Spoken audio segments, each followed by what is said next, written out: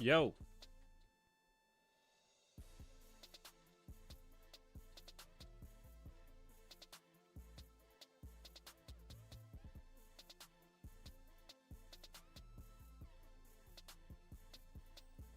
how's everybody doing?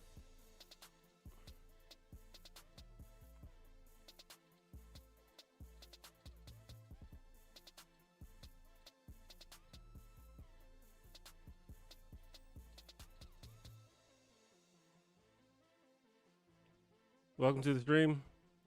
Let me know if you can hear me and see me okay. Let me know about the background music. Let me know if it's too loud.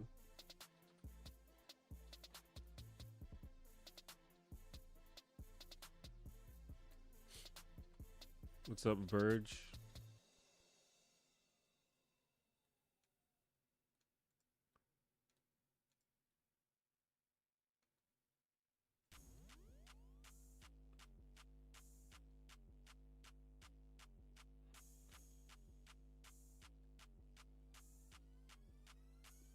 Hope everyone is enjoying their Friday.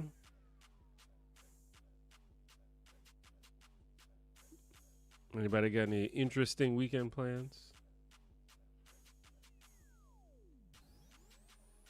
Did anybody do anything interesting for the Thanksgiving holiday?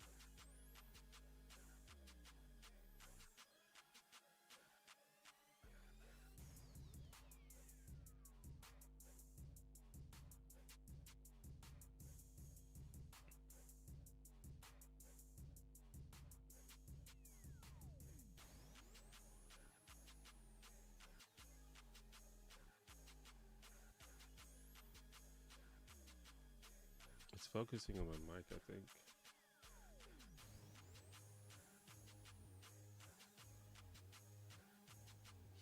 Anyway, we're here. I didn't stream last week because of the holiday. And I didn't stream yesterday because I just had to catch up on some stuff. I'm honestly still kind of behind on a lot of things, but I've, I'm trying to commit to streaming regularly. So sometimes you just got to do stuff.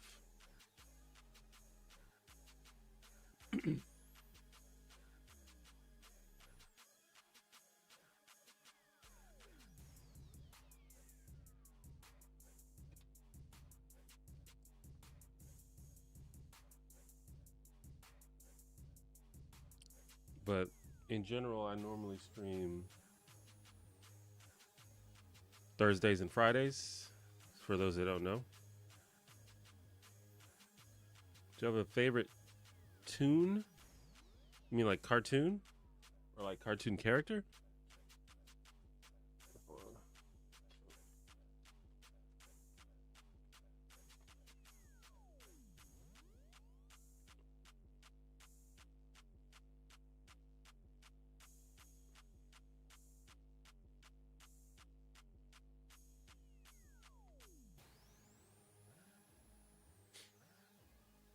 Um,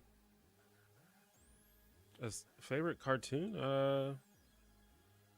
It's been a long time since I watched a cartoon, I think. I mean, I have favorites that I watched growing up. I really like Rocco's Modern Life. I really liked Hey Arnold. Adventure Time's really good. But yeah, I haven't really like watched a cartoon since like 2010 or something. Which is not really anything against cartoons. I don't really watch much of anything outside of YouTube and sitcoms. I was a Nick kid. Yeah, I was definitely a Nick kid. I watched a lot of Cartoon Network as well, though, like Dexter and Cow and Chicken and Powerpuff Girls and that era of Cartoon Network. I have a lot of nostalgia associated with that. But that was maybe a little bit later, but my like early years was definitely Nickelodeon. Like early mid 90s. Rocco's Modern Life, Ren and Stimpy, Doug. And then later you got stuff like Hey Arnold, and kind of I think when Fairly Odd Parents and SpongeBob came out, I was starting to be a little too old, but those are still good shows, so I could still, I wouldn't say too old, but older than the target demographic for sure.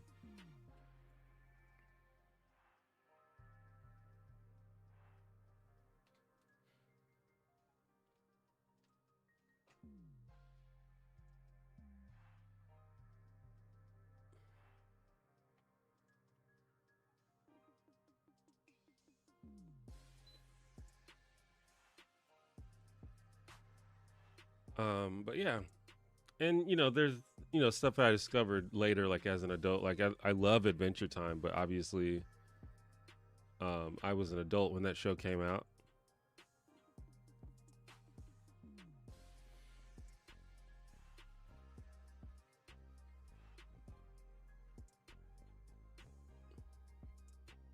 Dexter, oh, not the killer. Yeah, not not Dexter the killer. I got grounded from Nick, and they forgot to unground me.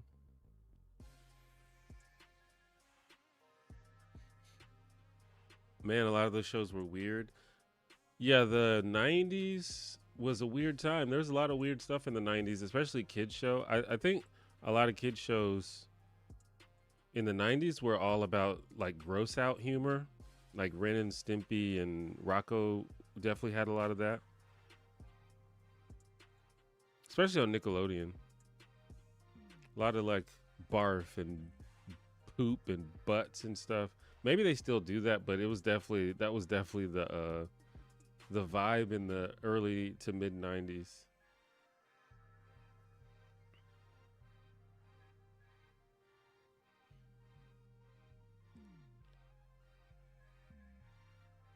Regular show as an adult. Yeah, I mean, regular show is for adults though, right? Or maybe it's for teenagers. Yeah, I watched a lot of adult cartoons as well, like Space Ghost and Home Movies. Home Movies is goated. I love that show. Aqua Teen Hunger Force was kind of an adult oriented show, but I would say those are probably more for teens. But they were on Adult Swim. But I think most stuff on Adult Swim was more for teens and adults. There are a few that I think were for adults.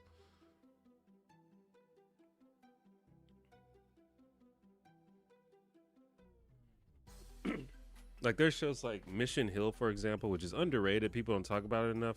But I think that was a show that was for like adults. And like Metalocalypse, I feel like that came out when I was in college. But that's a good show too. There's also a lot of really weird shit on Adult Swim that I didn't really get or didn't really vibe with. Like 12 Ounce Mouse, I remember that show. Had no idea what was going on with that show. I had a friend who loved 12 Ounce Mouse, but whenever I watched it, I was like, I have no idea what the hell's going on.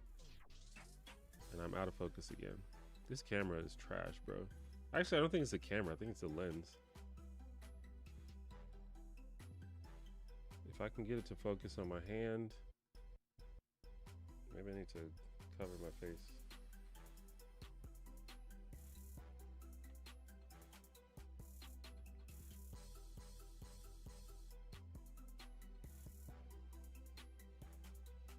Adult Swim was a treasure. I always felt kind of magical when you caught something rare that was on. Yeah, Adult Swim was dope. But like any other corporation, there was some weird stuff going on. Like apparently, I don't remember the full story, but apparently they did some of their producers and animators dirty. They like screwed them out of money and things like that. Like I want to say the guy who created, I don't know if it was Space Ghost or one of those shows. One of the guys who created one of their most popular shows kind of got like kicked to the curb.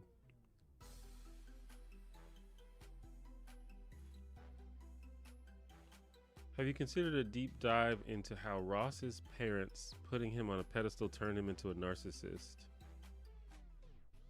Well, I haven't considered that idea specifically.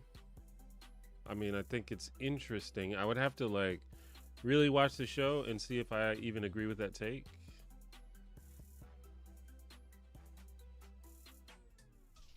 I don't know if I agree that Ross is a narcissist, but I don't know. I know a lot of people don't like Ross. He's obviously not perfect, but sometimes it's hard to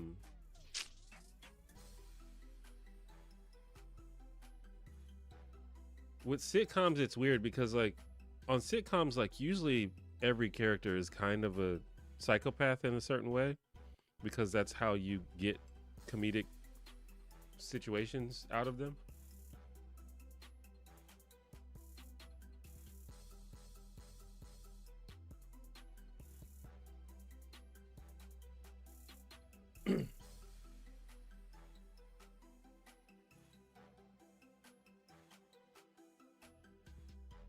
Y'all remember China, Illinois? I remember that show.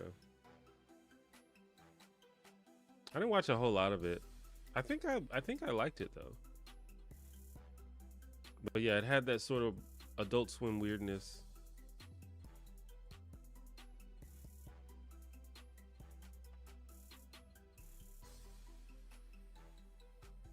Too many shows kind of leaned on expecting us to be high. It does seem that way for sure. It's right. Yeah, a lot of those Adult Swim shows were basically just like acid trips. Like Super Jail, remember that one? That shit was crazy. That what's that one? I think it's called Xavier, or maybe the character's name is Xavier.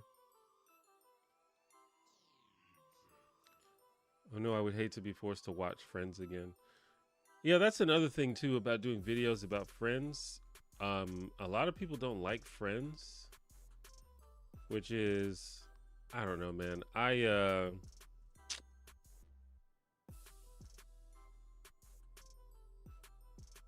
don't know. There's a lot that I could say about that. I don't think Friends is any worse than any other sitcom. And well, in fact, I like Friends a lot actually. But even from an objective standpoint, I don't see how it's any worse than anything else. But a lot of people don't like it. And I think part of it is just because it's so popular that it's just like everywhere and people talk about it all the time. And I think people just get sick of hearing about it.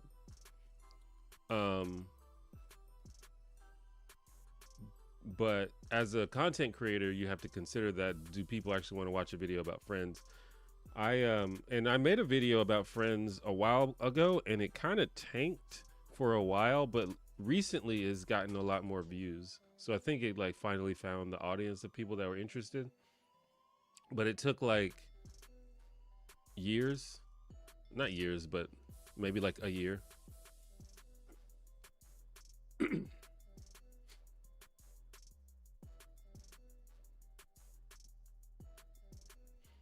But I think it's just one of those generational things.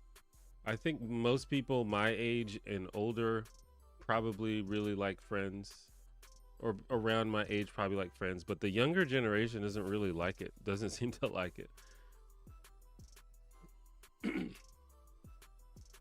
I shouldn't say younger generation, but you know, people who are like 10 or more years younger than me don't really seem to like it.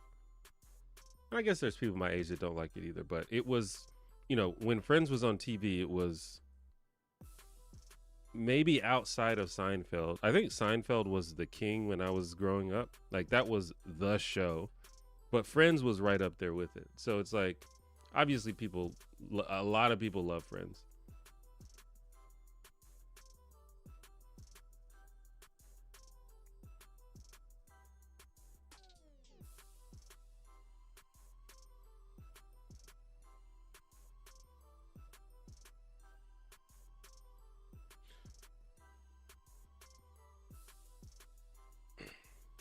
Never seen an episode of Friends. I'm in my mid-30s.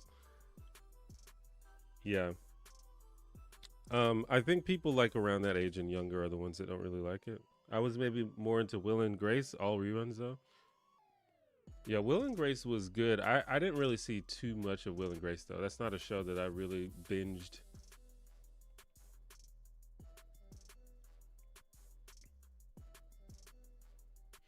I think you got to keep in mind that anything that has been consumed by a really huge number of people, even if 0.1% of those people loudly criticize it, it can seem like it's less liked than it is. That's definitely true. I mean,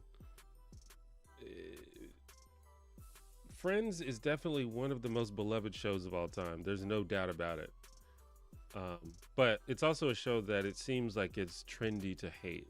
So a lot of people, like, for example, Seinfeld is, well, maybe not now, but Seinfeld was just as popular as Friends. But you do not hear people shit on Seinfeld nearly as much as Friends. But that could be because some people don't talk about Seinfeld to this day quite as much as they do Friends.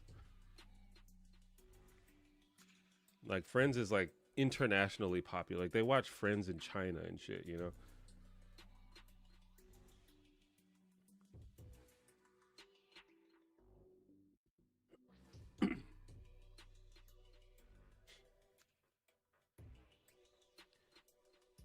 Um, when I was a kid, Friends and Brandy ran at the same time, and I always picked Brandy. Brandy? Do you mean Moesha? Cooking with Silence. What's up? I love Friends. Sorry, I can't fix that. I also love Friends. I've got no problem with Friends at all. I think it's good. I like Friends. I just hate the theme song. I guess that's fair. It's one of those theme songs that you've definitely heard probably too many times. So I could see how people could be sick of it, but I think it's a banger song for sure.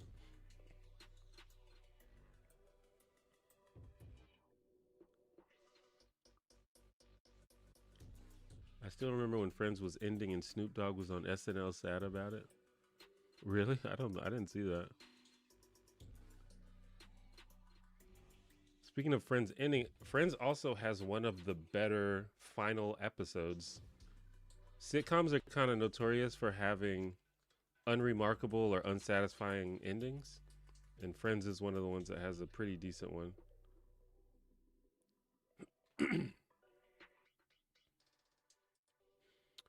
The Chinese dub of Friends is way better.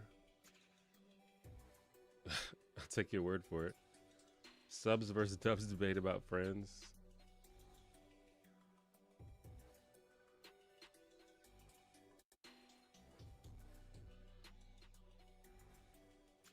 Yes, Moesha.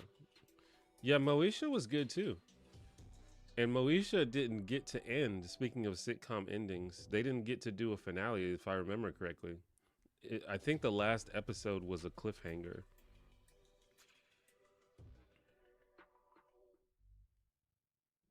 It was a skit. Snoop has the Rachel haircut.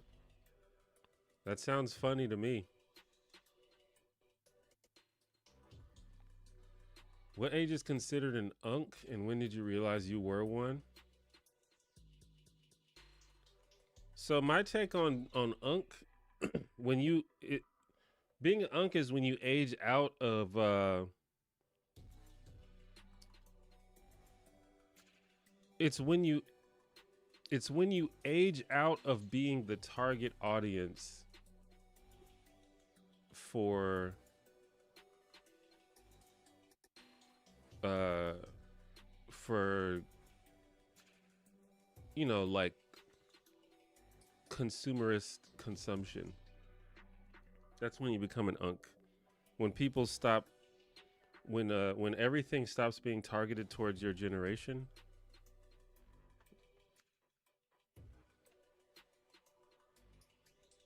that's when you're an unk. And also people will let you know when you're an unk. When people, I mean, not necessarily like when people start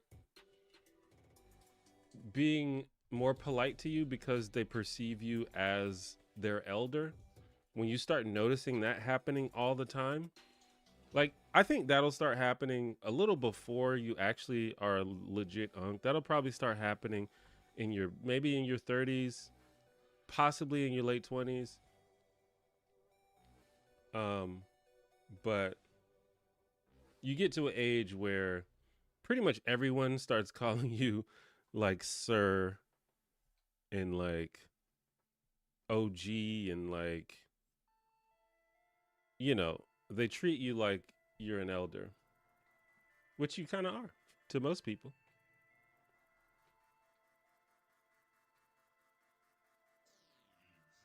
But I don't mind it because I think that I've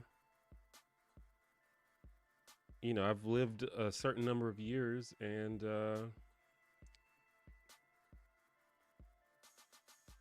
you can't help but gain experience when you live a certain number of years.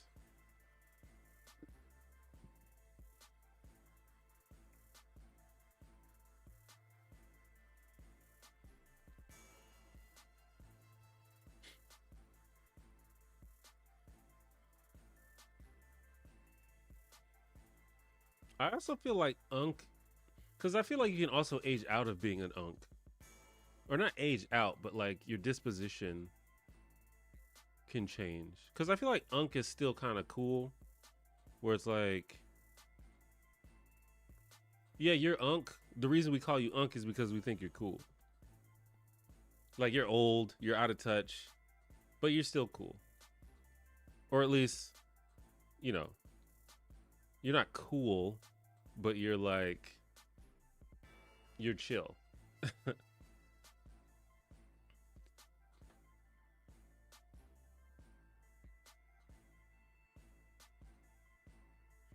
I had an idea for a T1 video that would be epic. It would be cool to see how sitcoms evolve from those campy 70 ones into media like The Office. Uh, yeah, I mean, that's kind of an interesting idea. I've kind of see it a different way though, because I think that some of the shows from the 70s and 80s and stuff are, just as interesting and just as good storytelling as something like The Office. But there's definitely a thing where people saw something that works, and then there were hundreds of people trying to copy the format without really copying the quality of the writing.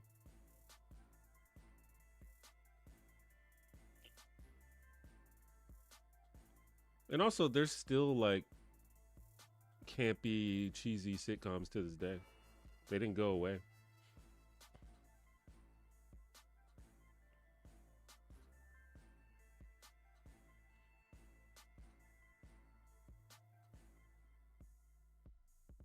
I think removing the laugh track allowed people to really focus more on like the story. But if you watch some of those older sitcoms, the stories are there.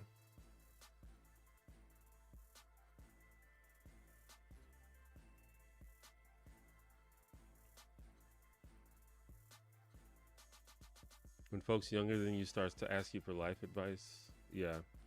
But honestly, if I have advice, I'm happy to give it because I wish I got more advice growing up. I think one of the craziest things about growing up is when you just think about all the shit that you didn't know when you were younger that you wish you knew. It's just one of the great ironies of life is the idea of youth being wasted on the young.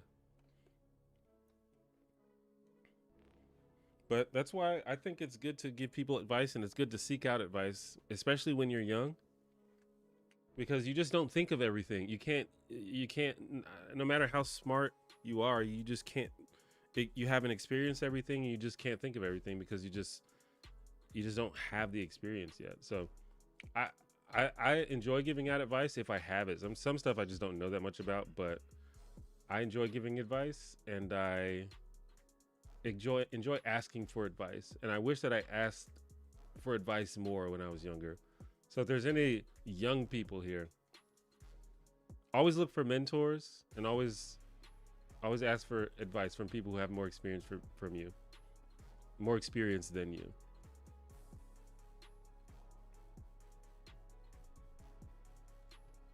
When folks younger than you start ask to our, or when they stop carding you at the grocery store, kinda. I mean, I stopped getting carded when I was like 25, though.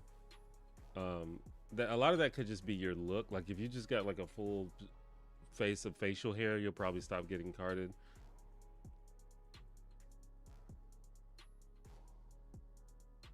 In India, you can call any old guy an uncle. Well, at least in most Indian movies.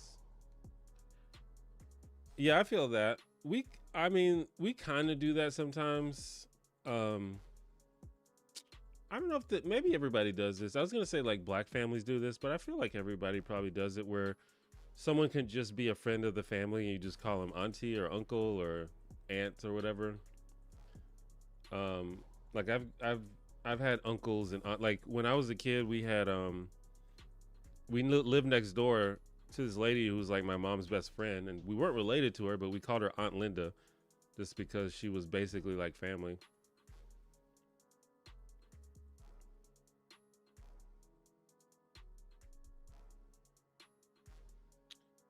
Do you have any bucket list shows you want to make a video on one day?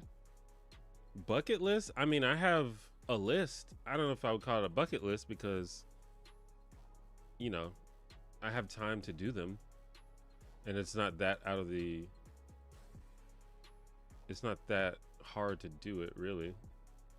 The main thing is just spending the time to watch the shows, which can be time consuming. But yeah, I have a list for sure. Oops. And you know, my list is probably just you know, I just want to cover most of the popular shows that people care about or interested in. And then there's certain shows that I'm specifically interested in. Like I can pull up my list. I've gone through the list many times, but and then I have you know there's stuff that's not on the list that I need to add to the list. Married with Children, That 70s Show, the Nanny, The Wonder Years, Reno 911, My Name is Earl, News Radio, The Hughleys, Gilmore Girls, Golden Girls, Veep, Last Man on Earth, Arrested Development, Dinosaurs, Keenan and Kel. So yeah, there's a bunch. I got a long list. Turning 50 scares me, but also the thought of no longer having every president be the exact same age by that time comforts me.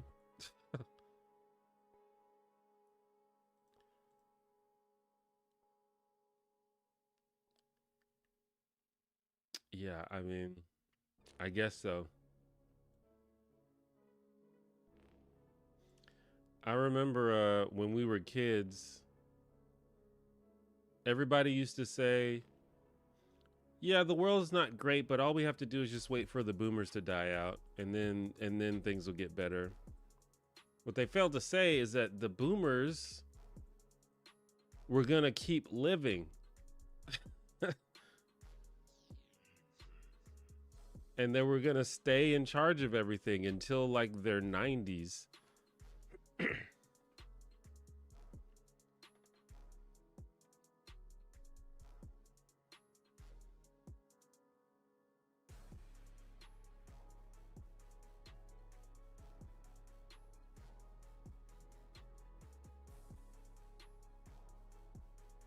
Man, I just embraced my unk status. I now get excited buying home appliances.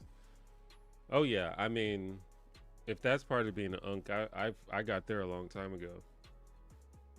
There's like very few things that are more exciting to me than like new appliances and new tools and things like that. Something you could use. I'm a big fan of that.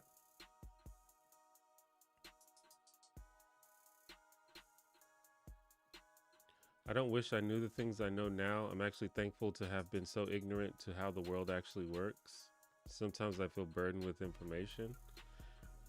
Yeah, I mean, I don't think young people need to know everything, but there's some things that it's good to know. Like, for example, I wish I knew that it was good to save money, to save and invest money when I was younger. You know, I wish I knew that it was okay to not have your life figured out when you were 18. Just things like that. I wish I knew. I mean, some things you just have to discover and you can't just be told. But there's like little tidbits like that that I think it's useful to know. And especially if there's like a certain thing that you're interested in, it's always good to have some kind of mentor or teacher or someone who can help you on the thing that you're interested in. I was always hesitant to find mentors because I kind of was, I don't know, I kind of, even to this day, I'm like a little too independent, and I sometimes have trouble like working with other people.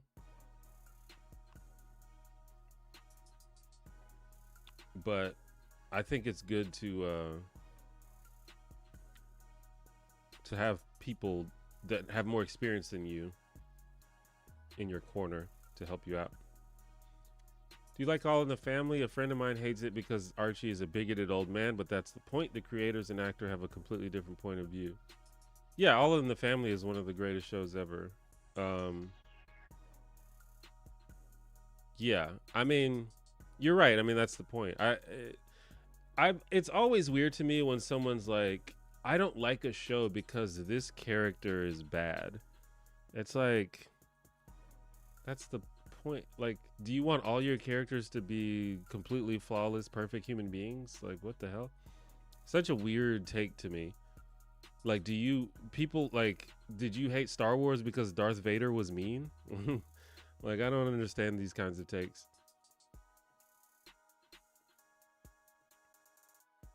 Like, there is some, you could argue that there's some criticism to be had of All in the Family because Archie was bigoted for sure, but he was also portrayed as lovable. Like, you definitely were still supposed to like him, and maybe some people don't like that aspect of it. But that's the point of the show, you know. I think it is fair to have nuanced takes about humans and to not place humans into categories of good or evil. I think everyone is complex, and I think it's fine for a show to do that. But just to not like a show because one of the characters isn't perfect is a bit weird. Is sitcom meant in contrast to sketch comedy? Otherwise, why call comedies shows sitcoms specifically?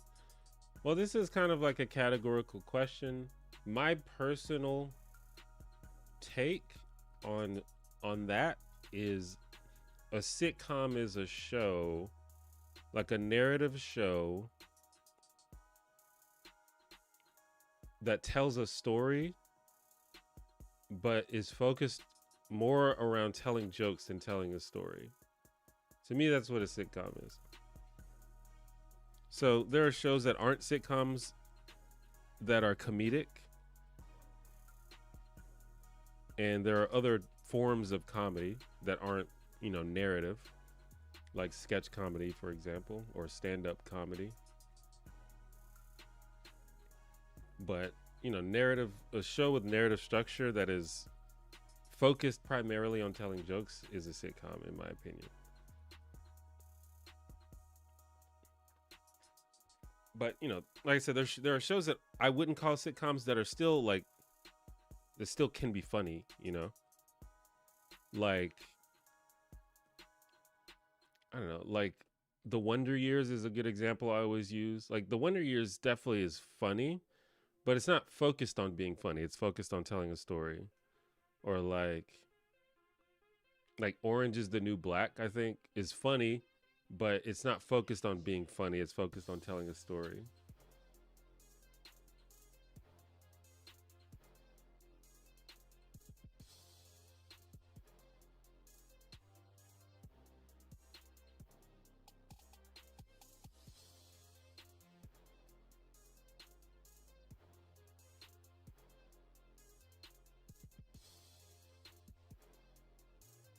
Super Sentai ended.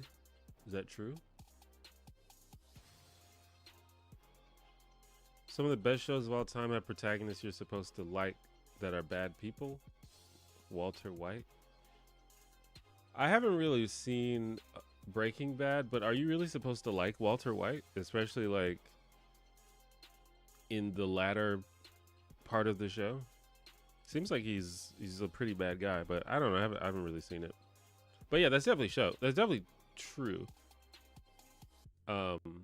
Seinfeld is a great example. Like all the Seinfeld, all of the protagonists of Seinfeld are pretty shitty people, but I think you're still supposed to like them.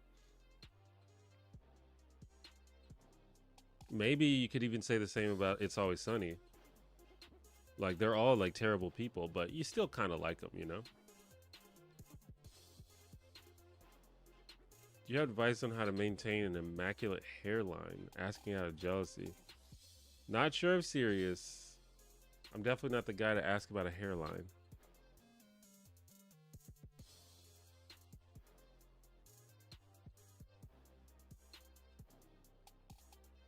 I think my camera just wants to focus on my microphone for some reason.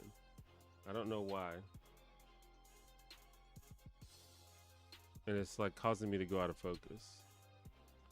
But it's set to focus on my face.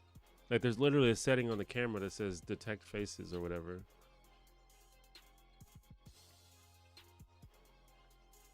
So I'll just try to keep it out of frame, but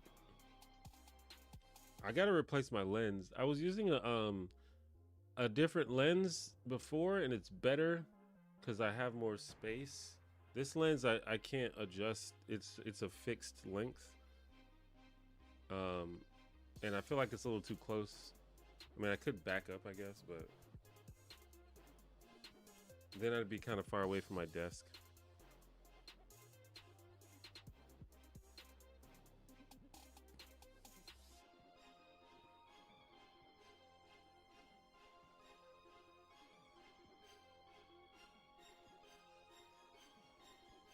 Have you heard of the term dramedy? Yeah. I think dramedy or comedy drama.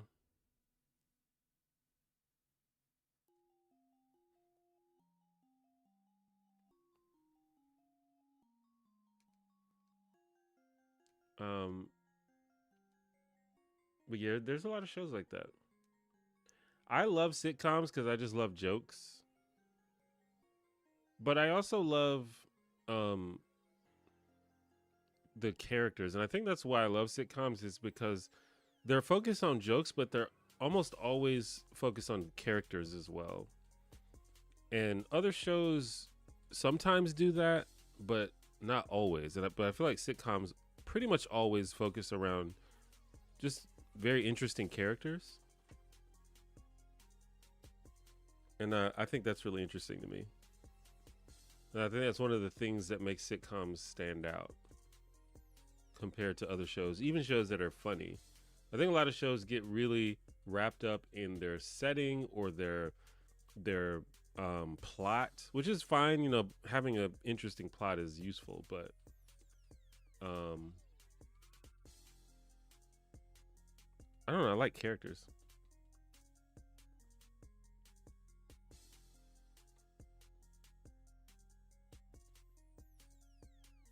BoJack Horseman is called a dramedy. Yeah, I've only seen a couple episodes of BoJack Horseman, so I'm not totally sure, but it seems like it is.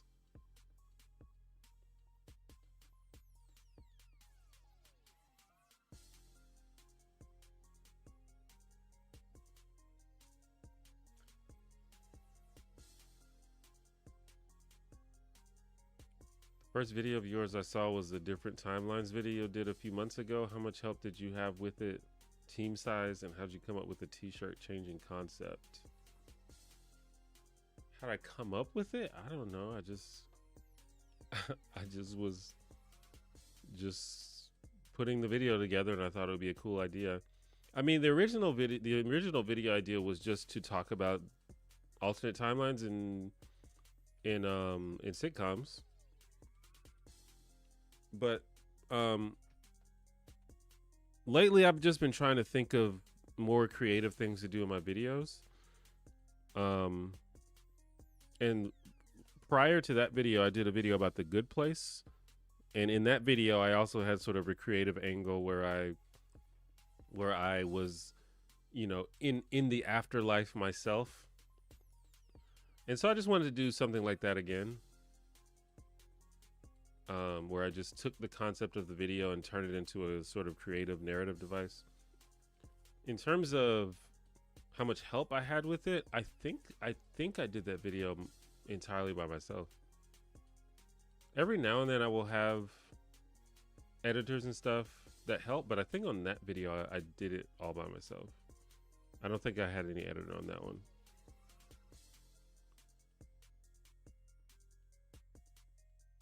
Totally serious earlier.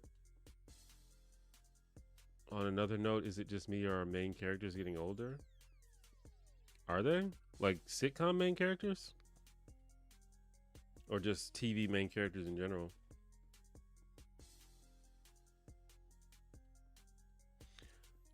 I can maybe see that. I don't know if like I don't know if young people watch sitcoms like we did growing up.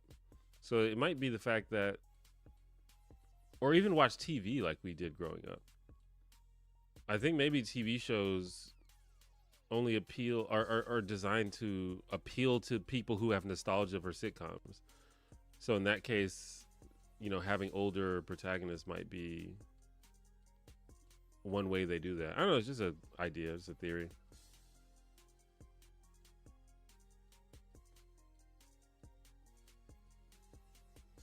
And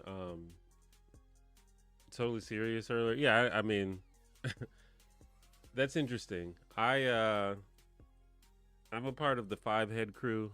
My hairline is I feel like it's pretty far back. But I don't know. I think it looks fine. Parks and Recreation is called a mockumentary series. Yeah, I mean it is a mockumentary series. I think mockumentary is another subgenre of sitcom. There's a few mockumentary style sitcoms like The Office, Modern Family, Abbott Elementary. So yeah, it's become like a genre of sitcom for sure.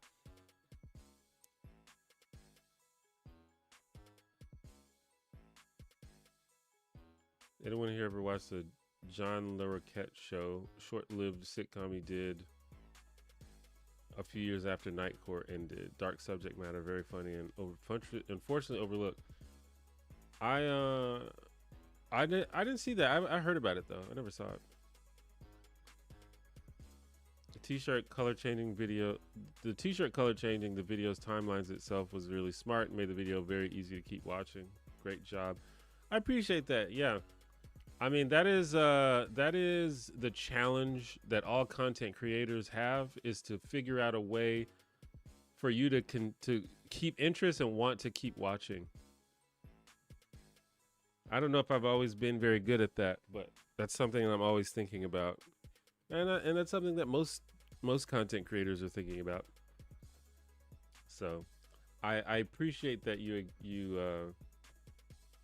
that it worked for you.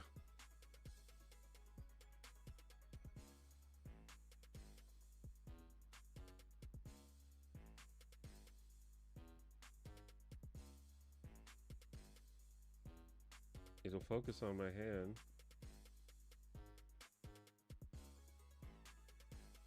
I just don't understand why it's doing what it's doing.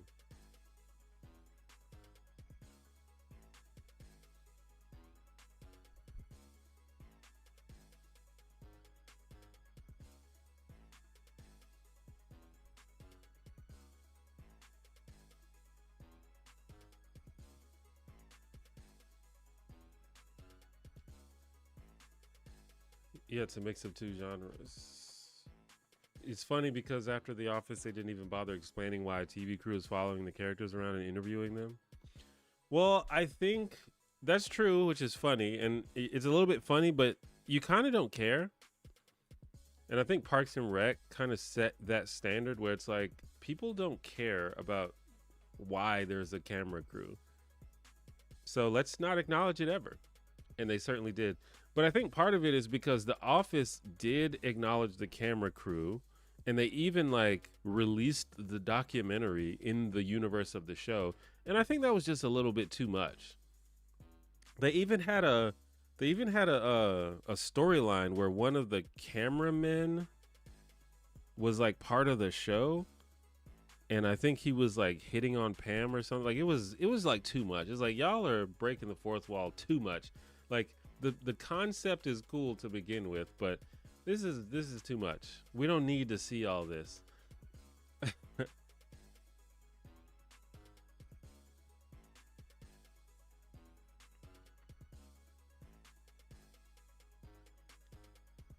In Parks and Rec, I think they saw that and was like, okay, we don't need to do all that. Let's just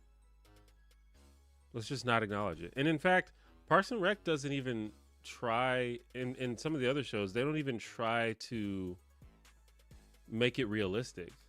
Like it'll be a scene, and I guess they do this in The Office too. So never mind. But like, it'll be like a scene where the camera is looking at someone from one angle, and in the same scene, there'll be a different camera looking at them from the reverse angle. But if this was like, if there was literally a camera crew there, you would be able to see the other camera.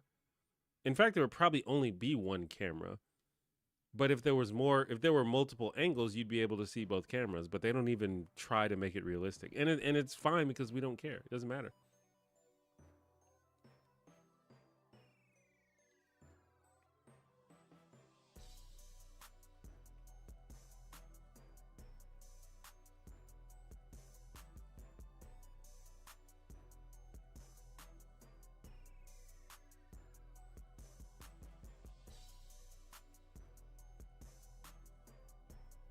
What do you think of Gagugin as a catchphrase? I don't know. I don't get it. Does it mean something? I wouldn't use it, but maybe there's a reference I'm missing. I'm tossing out forgotten sitcoms until someone bites. Does anyone remember South Central with Lorenz Tate? Fox produced it during the hood movie craze of the early 90s. I think it lasted 2 episodes. There was a South Central sitcom. This was a sitcom, not a drama show. Because most of these hood movies were not funny. And there was a movie called South Central, and it definitely wasn't a comedy.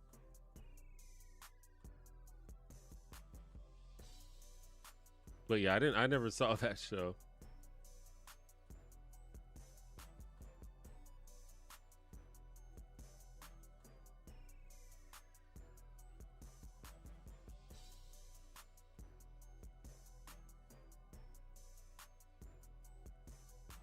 What's up, Kane Rummy? It's just a word you made up. You shout it why being weird like cowabunga. Um, I don't know. I feel like Gagugin doesn't really roll off the tongue. Gagugin. It's kind of awkward to say, but if it makes you happy, go for it. Do I remember Capital Critters? Not ringing a bell.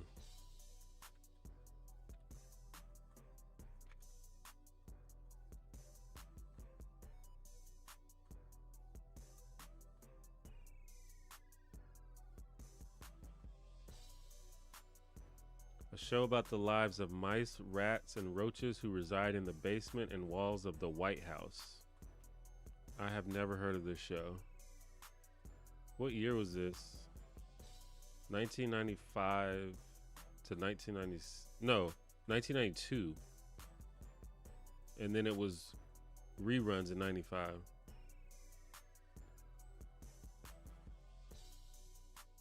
Starring Neil Patrick Harris as Max. Yeah, I've never seen this. Interesting.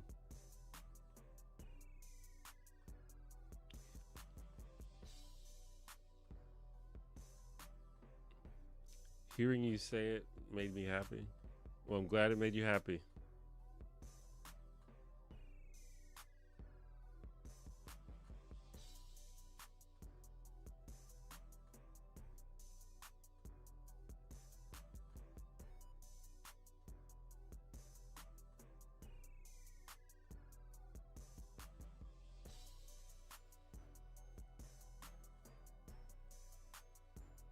Apparently, it was a satirical show that made fun of politicians.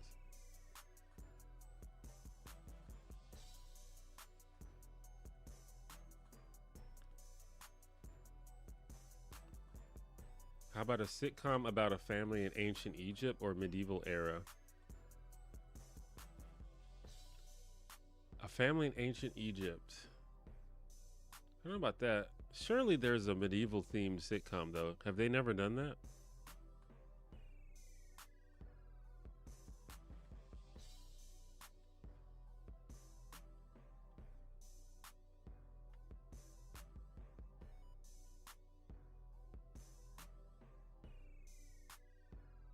Oh, Black Adder, is that was that an example?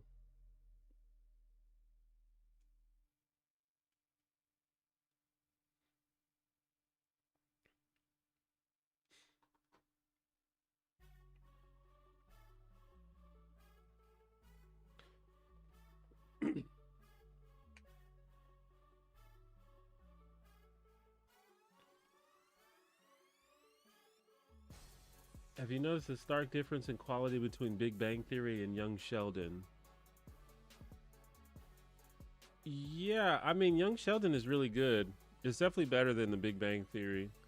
I do think that the Big Bang Theory is similar to Friends in that it's kind of overhated. Um, but I agree that Young Sheldon is better than Big Bang Theory. But it's also, it's different. They were going for something different. Um, but yeah, it's definitely better.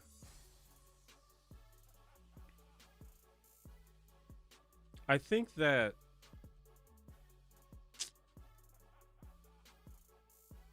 I don't know, the idea of I think Sheldon is just a more sort of sympathetic character in Young Sheldon than he is in Big Bang Theory. And so he's just like more interesting to watch. Like it's kind of unfortunate that Sheldon became like the breakout character of Big Bang Theory because he's like the worst character on the show. It's like the least interesting character. Well, I wouldn't say least interesting, but I don't know. Just a lot of the comedy just revolves around him being like an asshole. There's being like a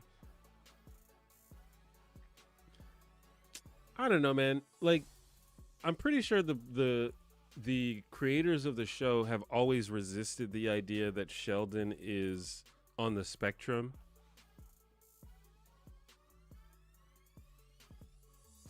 And if he's not on the spectrum, then he's just like an asshole on purpose.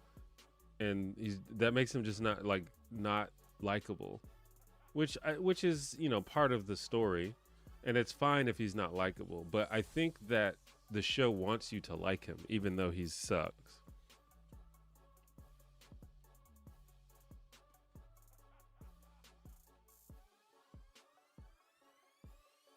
But I think that kind of that diminished the enjoyment of the show. But there's a lot of cool stuff on the Big Bang Theory. I think there is.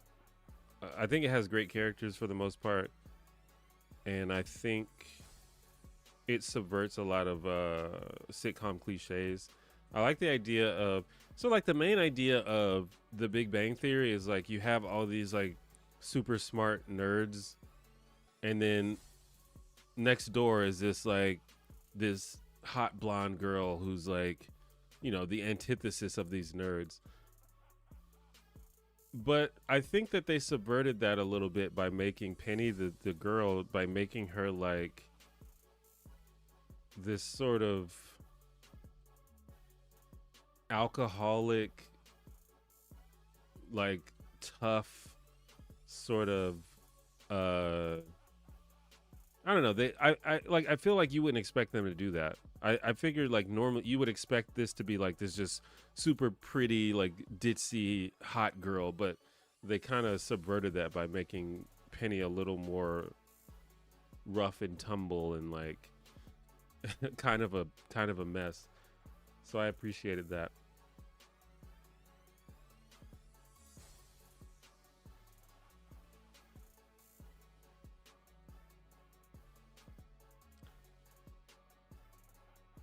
I've never seen Blackadder. Not gonna lie, I'm just waiting to hear you go off on dinosaurs one day. That is something that could definitely happen.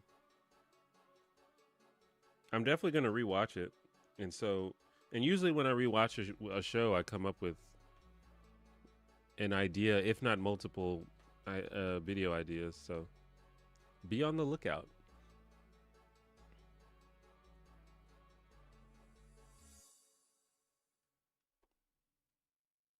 Dinosaurs is a great show.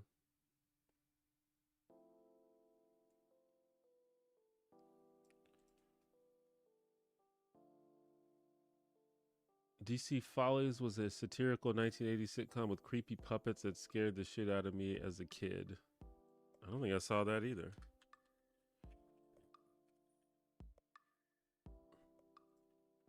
There were so many sitcoms, man. They made way too many sitcoms. Yeah, I've never seen DC Follies. That's a good point. Young Sheldon at least has his innocence to fall back on. Yeah.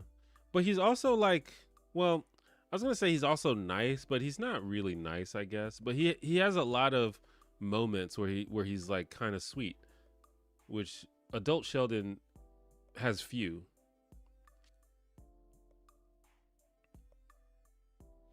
And it could maybe we're a little bit biased because he's a kid, so you give him more grace, like you're saying, he has the innocence. But yeah.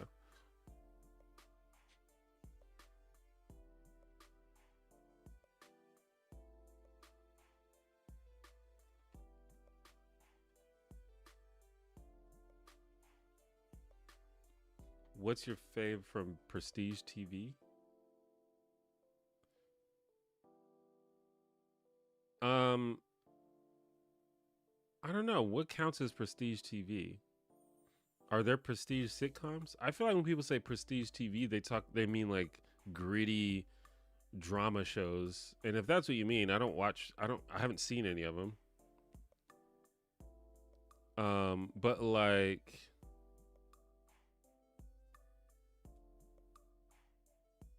I'm trying to think if there's comedy shows that could be considered prestige.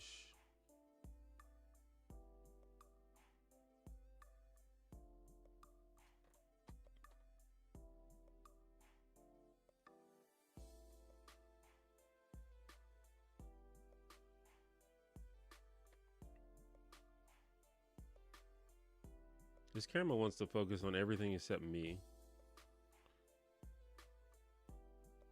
I really like Severance. I think that's prestige TV. I've only watched like 4 or 5 episodes though. Am I wrong, or did Penny go on to do the Harley Quinn cartoon? Yes, Kaylee Cuoco, who played Penny, is the voice of Harley Quinn in the Harley Quinn cartoon, and the Harley Quinn cartoon is absolutely goated. I think it's one of the best shows ever made. It's so good.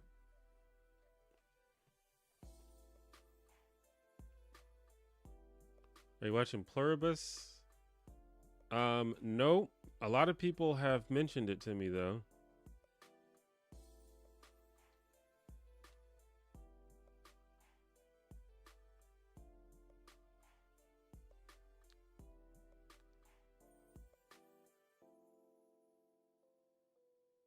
What's up, Sankofa Smooth?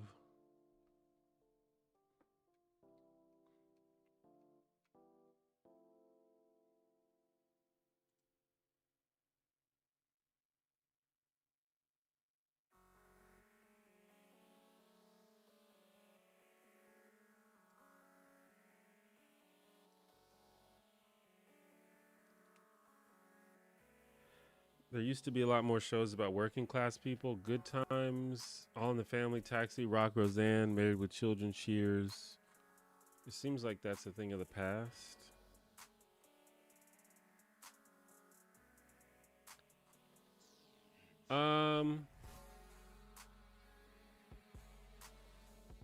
Yeah, well, there was definitely a trend, and the trend is not as popping as it once was, for sure. Yeah, but yeah, I mean, trends change. This is how it goes.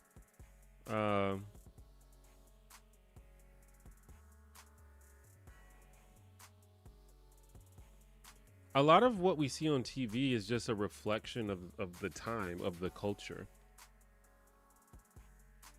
So like there was a period like in the 80s where like every show was about a single parent. It was often, and it was usually a single dad, which was interesting. And that was just a trend. And I've heard a lot of theories that part of that was because divorce had just become more prevalent, because in the 70s, I think in the 70s, they started to allow no fault divorce, and women used to have permission from their husbands to get a divorce, and they changed all that in the 70s. And so many people think that TV started to address that by having all these shows with single parents. And so things like that can happen. So a lot of these working class families, and a lot of that I think also is just because certain things were popular. Like All in the Family kind of changed the game because it was so popular. And so everybody just wanted to copy All in the Family. So part of it is just people copying something that's successful.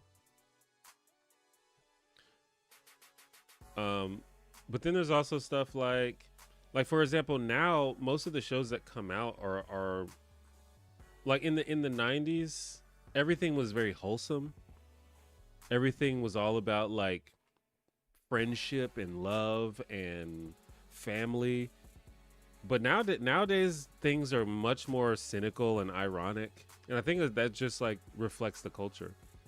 I don't know exactly what caused all of these shows about working class families besides people copying All in the Family, but I wouldn't be surprised if it was just a reflection of culture.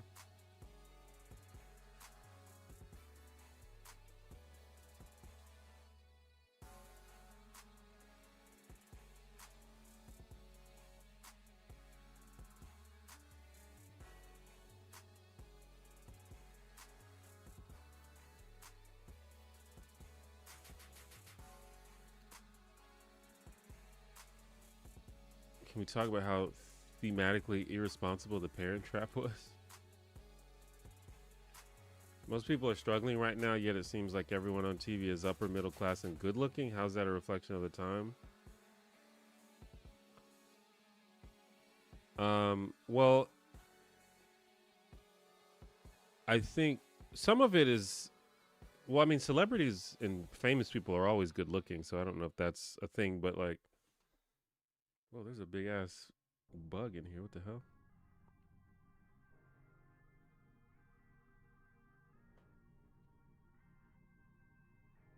I don't even know what that is. Anyway, but also sometimes it's just like a fantasy. It's like a wishful thinking type of thing. People like to see what they aspire to be on TV sometimes.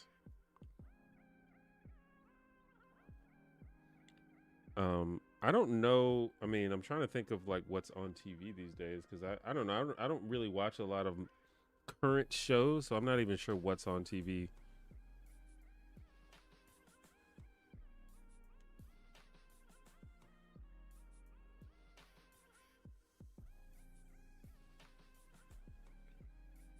But I think, and it also depends on the target audience too. But I think that display. I think well off people being well off and people, working and people being upper middle class and having money and stuff. I think that I think people like to watch that. I think that's always true.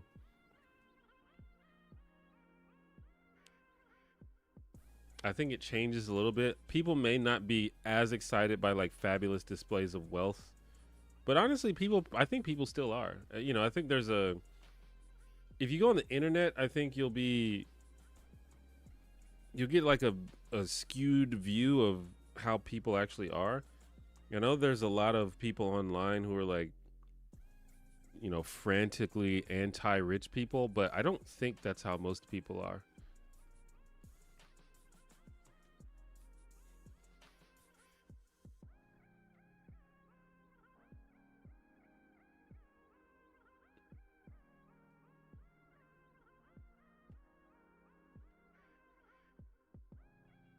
But the culture, the reflection of culture, that's just one aspect. I don't think it's the whole story for sure.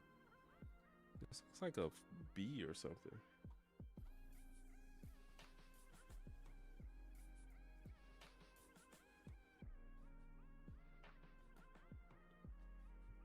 '90s TV was, I think, more aspirational.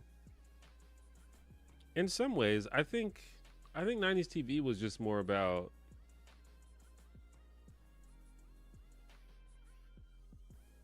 It was like more. It was more optimistic. I think, like the '90s and early 2000s, I think was more optimistic.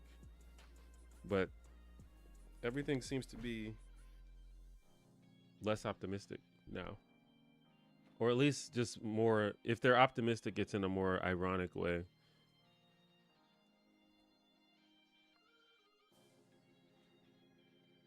I think there are some shows that still capture that. Like Abbott Elementary, I think is pretty optimistic. I mean, it's like it's yeah. I guess I would say it's optimistic.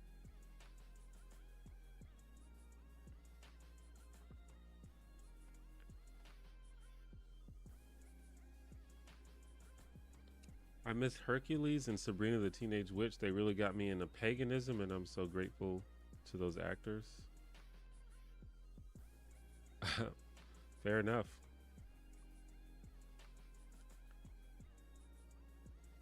I definitely watched a lot of Sabrina the Teenage Witch. Um, I don't think it was ever like my favorite show or anything, but it was on. It was on TGIF, and I watched it, and it was fine. And I don't know. I think a lot of people my age. I think for a lot of people my age, Melissa Joan Hart is just like one of those actors that you just get a good feeling about because she was on Sabrina, but also she was on Clarissa Explains It All, which is a show that everybody who was a Nick kid like me watched. So we don't got no problems with Melissa Joan Hart.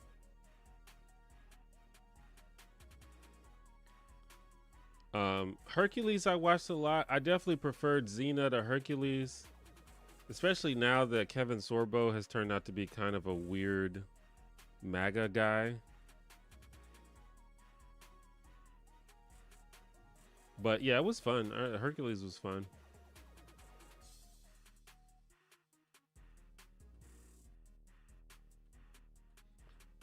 Unless you're talking about the movie. I was thinking of the show.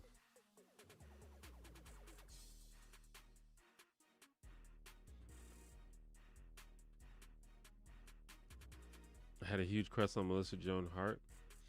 Yeah, I think we probably all did, especially in the Clarissa days. If you were like a teenager or a kid, I think I was like a preteen when that show was on. And she was like just this chill, cool girl. And I think all the guys were into that.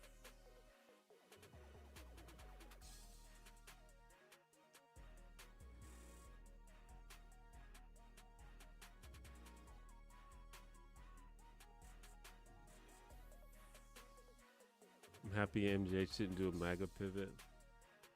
Yeah, as far as I know, she hasn't done that. I don't even know what if she's talked about politics before, which is fine. People don't have to talk about politics. Just don't be weird. Don't be an asshole.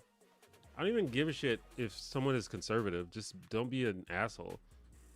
Like, I just watched a video with Drew Carey recently, and I love Drew Carey. I'm pretty sure Drew Carey is a conservative. I don't know if he's MAGA, but I'm pretty sure he's a conservative. But he's chill. He doesn't bother anybody. As far as I know, at least.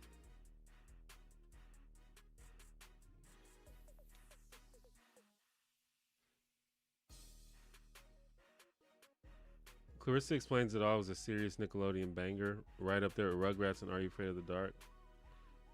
I agree. Rugrats is goated. I didn't really appreciate Rugrats until I got older. I didn't like when I was a kid. I was like, I don't watch this baby show. But when I got a little bit older, I realized like, oh, this show is genius. Like some of the best social commentary of any show, really.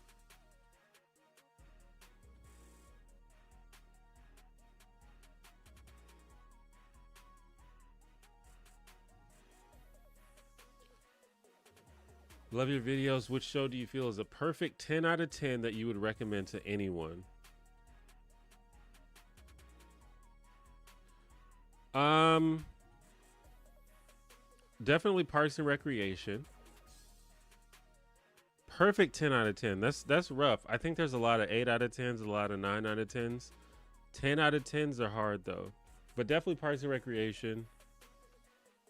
Um Living Single probably. Roseanne.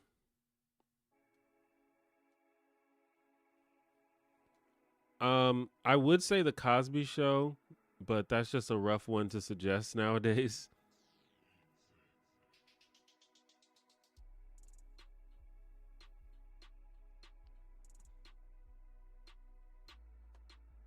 Those are the ones that come to mind.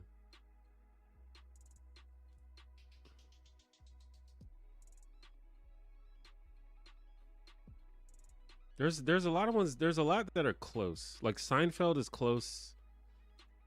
Um, The Good Place is close. I don't know if I would say 10 out of 10 though.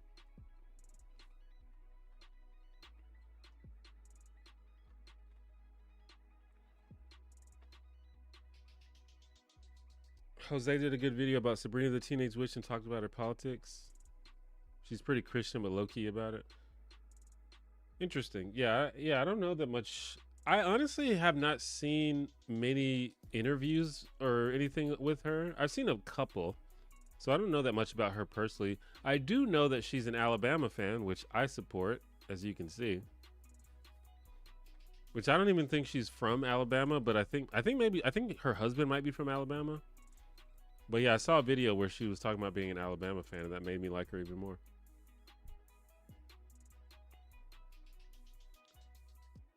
Alabama college football, by the way, is what I'm talking about. For those that don't know, do you watch many dramas? Nope. Have you ever seen Lost? Nope. And if so, how do you feel about it? No, I've never seen Lost, and I don't really watch a lot of drama shows. Can't even remember the last drama show that I watched.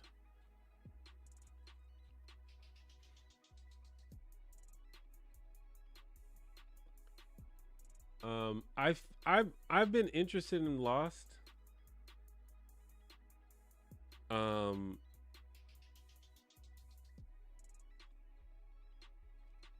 but I'm hesitant to watch it because the way that people have described it makes me believe that when I finish the show, I'm not going to be satisfied, and that that that doesn't sound appealing to me. Like I don't mind a show that's like weird and kind of a mind fuck and things like that, but I need you to like tie it up by the time that it's over. And my understanding is that they don't really do that in Lost. So I feel like that might piss me off.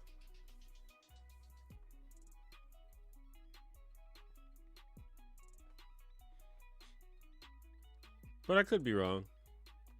I've also seen people who are like, "What? I don't know what everybody's talking about. Lost makes perfect sense and they explain everything. You just didn't get it." I've heard that before too.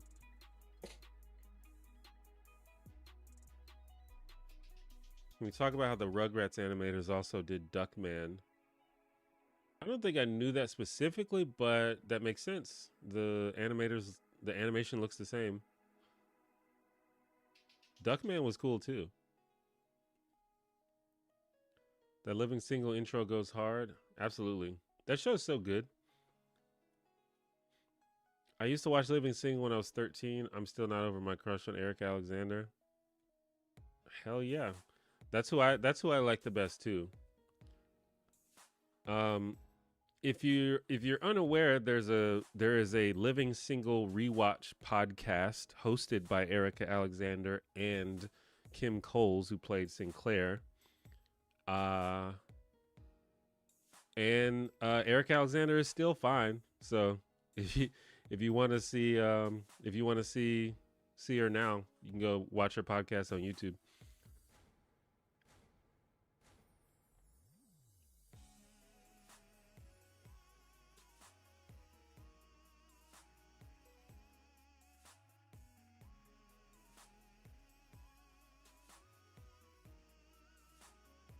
There's definitely going to be a living single video at some point. I don't know if it'll be soon, but it'll happen at some point.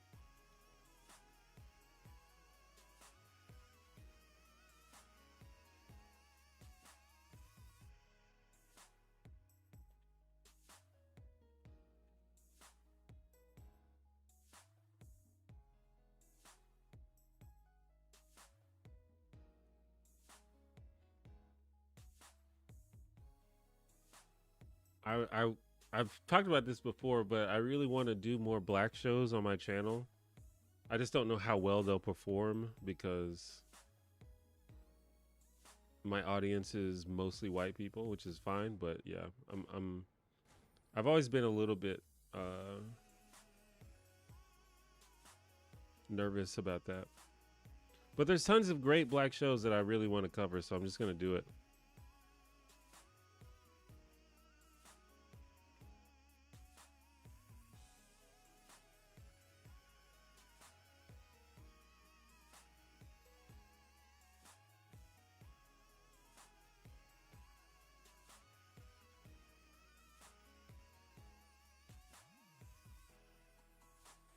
Candy Alexander was fine as fuck on news radio. Terry Hatcher was a smoke show on Lois and Clark. Yeah, I remember Candy Alexander. A lot of us grew up watching black shows by now. I think there are certain black shows that I think most sitcom enthusiasts have seen. You know, there's Family Matters, there's Fresh Prince. I think a lot of people grew up watching Moesha, maybe even Martin and Living Single. But it gets more and more sort of, not obscure, but more niche.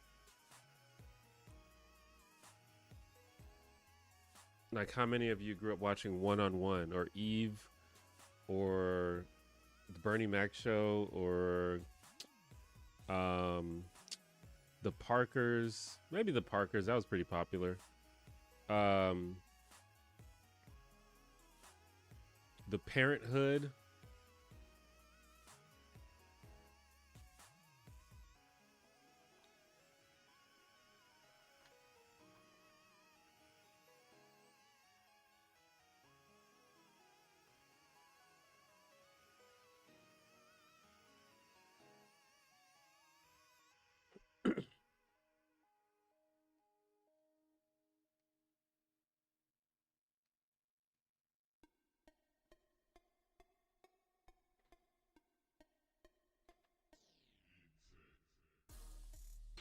But I think the thing is, when it comes to my content, eventually I'm gonna run out.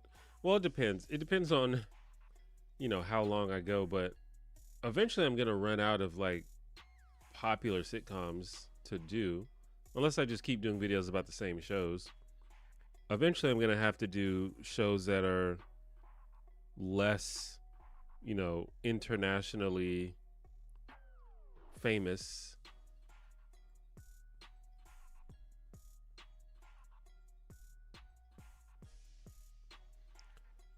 I would watch you do an entire series on Brumman from the Fifth Flow. See, that's a video. I mean, what is the story of Brumman? I'd love to rewatch the show and see if I get any insight about what Brumman's deal was. Like, is he okay? Does he like? I know that I think there was an episode where we did learn more about him. Like, I think there's an episode where they actually go to his apartment, if I'm not mistaken.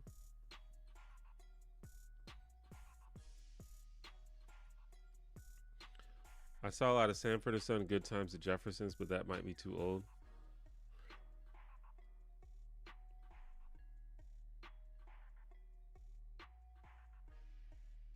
Yeah, I don't necessarily mind doing an older show. I just want people to watch the videos. That's really the only thing. It's hard to predict what people will be interested in. And so I think that's why you can't really think about it too much. You just have to make the video and just make a good video and hope that people appreciate it. Because I've been surprised. Like, I did a video about Schitt's Creek, and I was very unsure if anyone cared about that show. I know that it was kind of popular, but um, I was unsure if anyone would be interested at. And the video did okay. Same thing with Daria. I did a couple videos about Daria. I had no idea if anyone cared about Daria. Like, that's an older show that not many people talk about these days, but enough people were interested that the videos did well. So sometimes you just don't know. But on the flip side, you know, I did a video about Friends, which is, you know, arguably the most popular sitcom of all time. And that video initially didn't really do that well. But like I said, it's starting to, several months later, it found an audience. So that's cool.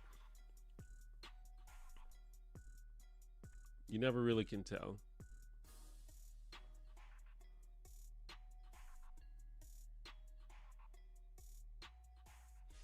I need to shave. I just noticed how my facial hair is just kind of getting a little bushy. It's weird because you don't really look at yourself that much. I mean, I guess if you you have a mirror in the bathroom or whatever, but like sometimes you forget what you look like because you don't look at yourself that much. Or at least I don't. Maybe some people do.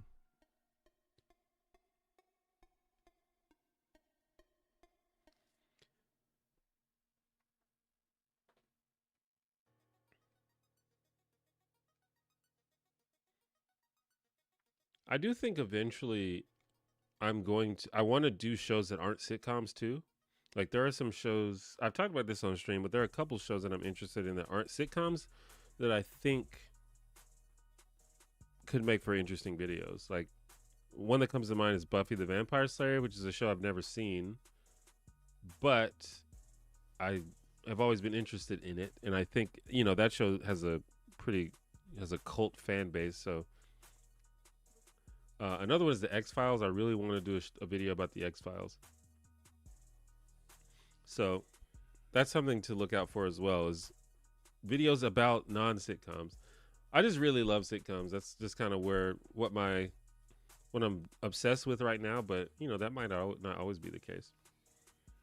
I mean, I'll always like sitcoms because I've liked sitcoms since I was very, very young. So I don't think that's going to change, but just the channel I think might open up to other things.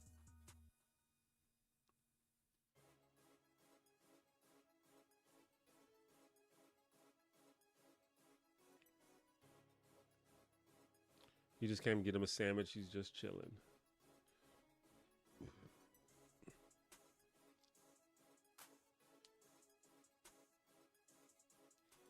The 1980s reboot of The Twilight Zone is criminally underrated. Definitely check it out if you haven't already. I've definitely seen episodes of it, I think. They rebooted The Twilight Zone like 4 or 5 times. So I get them mixed up because there was an 80s one. I want to say there was a 90s one.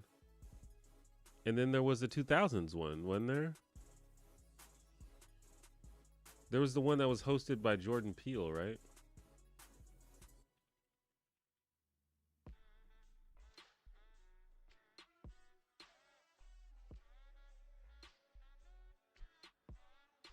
Yeah, that was in 2019. Electric Love Main, thank you for the $4.99. Hey T1J, what up? 2 questions. What is a hobby or subject matter that you and your brothers like? A hobby or subject matter that me and my brothers like? Like all of us? I've got 2 brothers.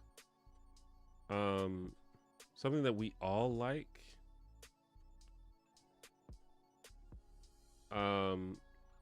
We all like Overwatch, I think. Well, I don't even think my youngest brother plays anymore, but there was a time where we were all obsessed with Overwatch. I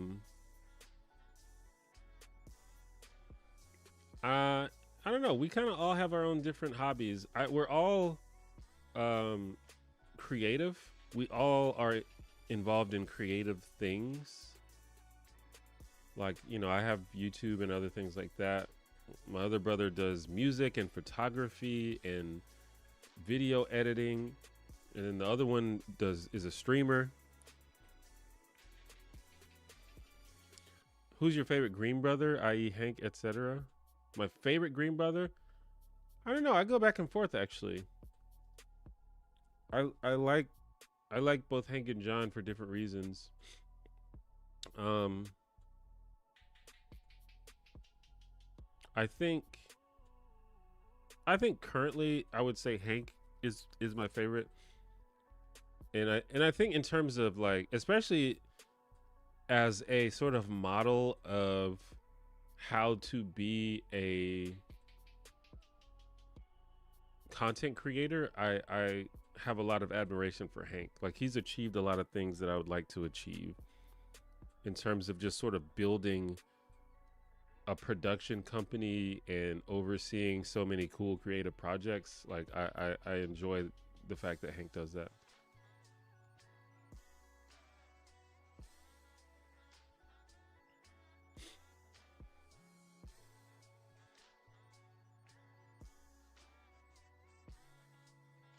Does anyone else have certain foods they eat while watching certain shows? For me, I would eat pizza for CSI, cheese and crackers for NYPD Blue, Captain Crunch for X-Files. Interesting. I don't think I have that.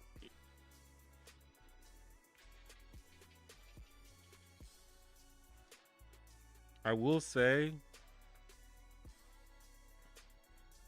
there's a lot of foods that people eat while watching, TV and movies that is very overrated. Anything that has a loud crunch ruins any kind of viewing session because it's too loud. You can't hear because you're crunching so loud. This includes potato chips, Cheetos, stuff like that. Don't do it. It's overrated. Popcorn is good because popcorn is not as loud as potato chips. So popcorn is actually a perfect snack as I think society has already figured out. Also, like, sweet snacks are usually good. Gummy worms, perfect. Stuff, if you're into like chocolate and stuff, that's cool. I'm not a huge chocolate guy.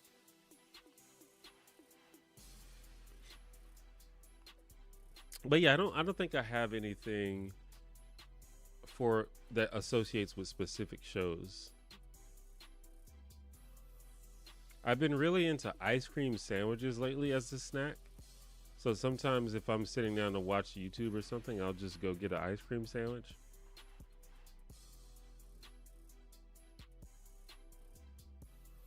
I had a friend that said technology like social media and phones ruins fiction. Are you annoyed with how shows portray these, or would you rather do without? Portrays technology? I wouldn't say that I'm just annoyed in general, but I just think you just have to take everything on a case by case basis. I'm sure it's handled well in some cases and not handled well in other cases. I don't know, it just depends on the situation, I guess. I don't know if I would agree though that technology ruins fiction just across the board. I think it can be used in interesting ways for sure. I think the existence, I don't know if this is exactly what your friend means, but I know that the existence of cell phones and computers does trivialize a lot of conflict that you would normally see in fiction. Like, if you watch a lot of old shows, I would say like something like at least 50% of the conflicts could have been solved if they had smartphones. And so that's interesting to see. But you just have to get better at writing stories in, considering technology.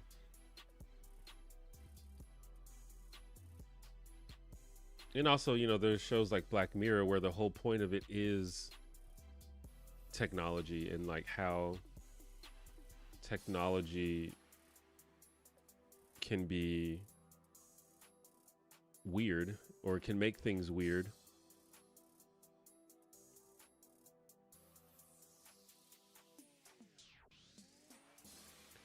I will say that it does, as a person who has tried to create worlds and narratives, in particularly when I run D&D games or just playing RPG games or just any kind of like writing or creation of worlds, the existence of technology does really make it hard sometimes. Like my current D&D game takes place in a modern setting, like it takes place on Earth in the modern day. And you every time you're writing anything, you have to remember that smartphones exist, and that so you have to come up with problems that can't be solved by smartphones, which I think is an interesting challenge actually.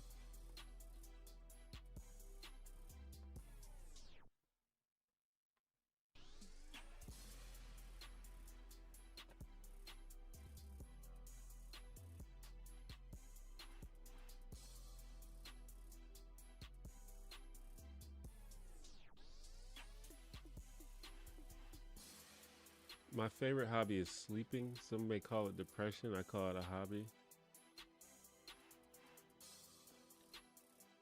I mean, sleeping is dope.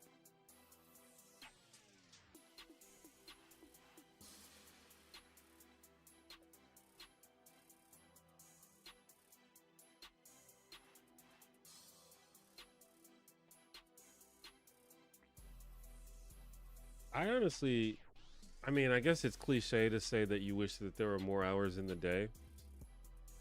I like sleeping, but I think I like doing stuff more than sleeping, or at least doing fun stuff. So I just wish there was more time to do fun stuff. I wish I didn't have to sleep as much. How does cell signals interact with anti-magic fields? That's always a hacky solution, I guess. Yeah, I guess if you set that up from the very beginning, you could do that. It's a little too late now. I've already we're we're like 20 sessions in, so I can't just like introduce that. But yeah, that's something.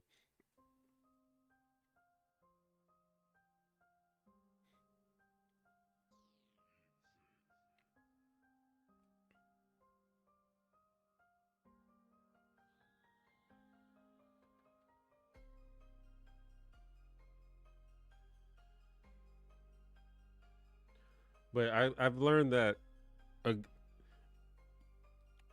a good way to introduce conflict is not necessarily to place a barrier between what they want and where they are. I mean, that's obviously a easy way to do it, but sometimes you just give them a hard choice. You say, "Here's two roads. Both roads have pros and cons. Figure out which one you're going to do." So a lot of times that's just the way that you make the game challenging while not having to, make up arbitrary barriers.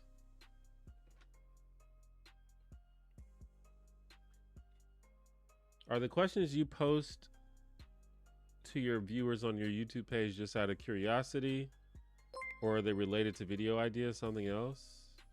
Mostly curiosity. I don't know. I just have. It's cool when you have an audience and you have a platform. You could just you could just instantly get feedback on like anything that you're curious about. Now, obviously, I have a very specific audience, so it's not like a unbiased sample, but you know, sometimes you learn stuff. Like I did a poll about whether fruit snacks are better than gummy bears, and apparently more people like fruit snack. More people in my audience like fruit snacks, which I was not prepared for. Because to me, gummy bears are so much better. It's like not even close. But and to me, that's interesting. So yeah, it's just curiosity.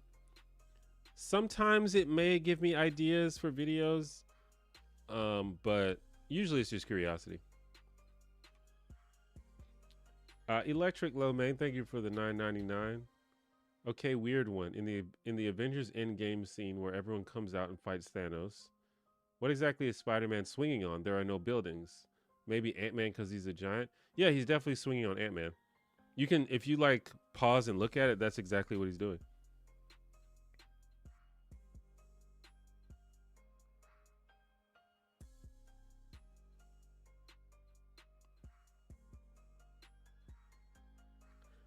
D&D is at its best when there's no correct choices. Totally agree. Yeah, that's what I've learned. Um, I've I haven't been playing that long in the grand scheme of things, but I have been playing about 7 or 8 years by now, and I've been running games for that long as well, and that's kind of what I've learned over time is just give hard choices and just see what happens. I rarely have like a specific thing that is required to do. I just kind of go with the flow. Like I'll set up a situation and just see what happens most of the time. Now I'll have like a solution, but it's almost never the only possible solution. But I have something there if that's, if they can't think of anything else. Sometimes I feel like because I only have snippets of time available that it deters me from doing anything. I'd love to write a horror book. It seems impossible with 2 minutes here, 5 there. I understand what you mean, but that's that's a dangerous mindset to have because that's how you do anything. Like no one sits and writes a novel all at once. The only way that you do it is a little bit at a time. So don't don't what's the I forgot there's like a idiom or something, but it's like don't discount the small efforts because they do add up. They absolutely add up.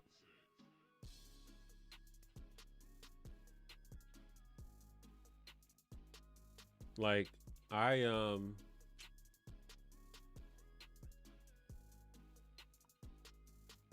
I don't know, it just adds up if you if you just keep doing something. And the thing about it is if you say I'm going to write, I want to write a novel and I'm just going to do like 2 minutes at a time. Almost certainly if you sit down and start writing, you're going to write for more than 2 minutes cuz you're going to get into a groove and you're just going to write. But even if you do only write for 2 minutes, that's more than you did before.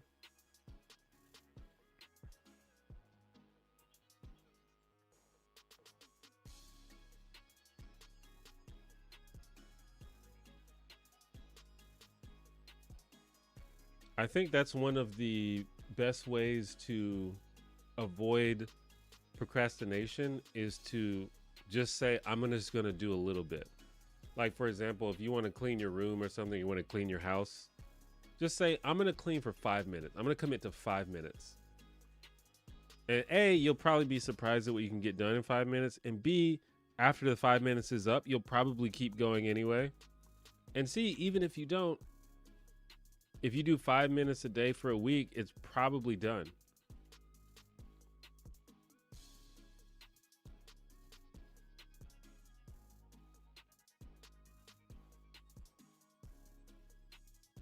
I saw your parallel universe video recently. I went on to binge all your content released in the last couple of years. Great work. I appreciate that. Thank you.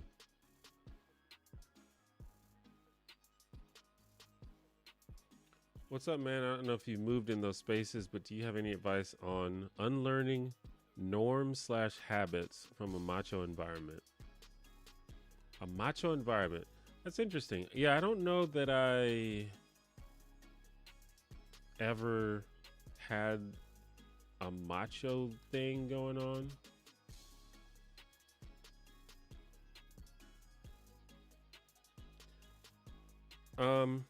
I guess I'd be curious about what specific norms and habits you are referring to.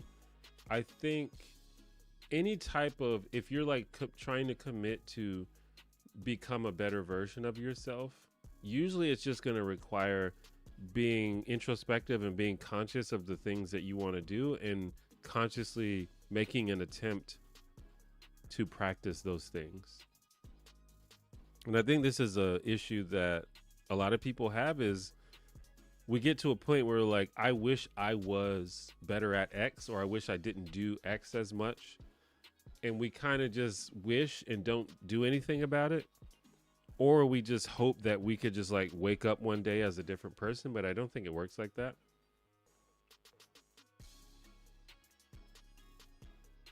You have to like really be conscious of it and really make an effort to do different things. Like when I was a kid, I think there was pressure to be like cool and manly and like brave and things like that. I don't know if that's what you mean, but pretty quickly I sort of embraced my status as a, a sensitive nerd, like a artsy nerd. And I was lucky that I had friends that were kind of on the same wavelength. So the pressure for me to be macho kind of ended by high school.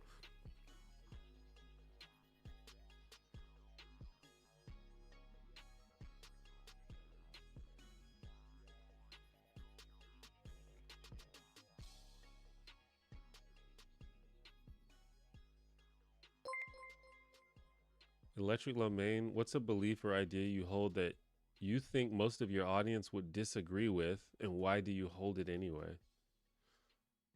I don't know. Are you trying to like get me canceled right now? Trying to get me yelled at? Um, I don't know. A belief or idea I hold that I think most of my audience would disagree with. I don't know.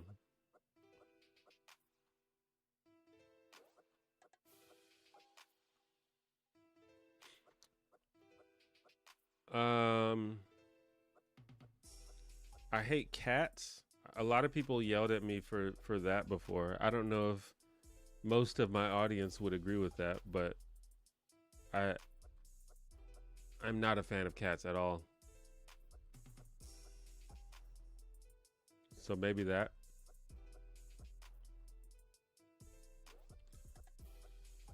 I personally often suffer from analysis paralysis on most projects. 2 to 5 minutes of productivity is a stepping stone. Absolutely.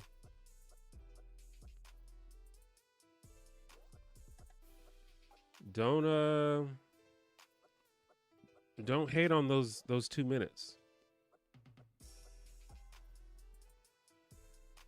It's all about getting started. That's really the main thing, is just getting started.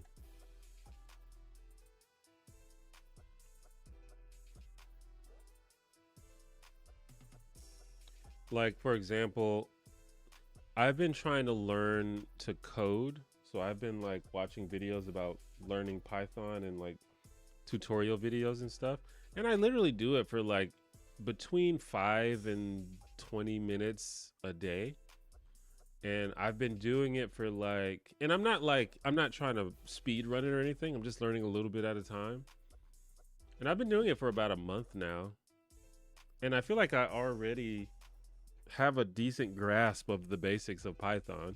Like I feel like if I read some Python code, I could basically understand what was going on. I mean, there's still a lot of stuff I don't get, but just from doing like 5 to 10 minutes a day, I already like kind of get it. Now, obviously, I'm not. I can't write code, but I'm. All I'm saying is it adds up, and it adds up very quickly.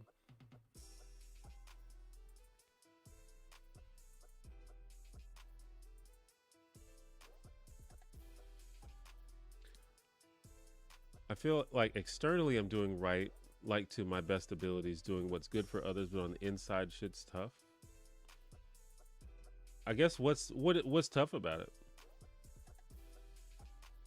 Does it not fulfill you or satisfy you to know that you're doing the right things? Like getting comfortable with opening up and being vulnerable.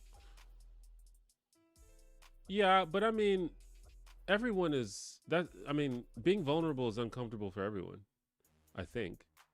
I mean, but again, this is something you get better at over time.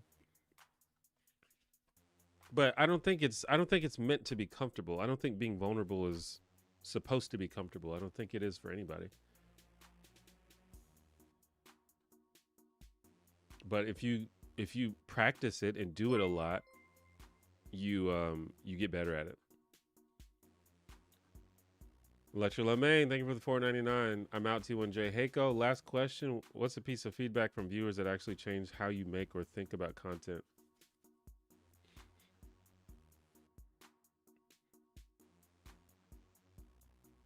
Feedback from viewers?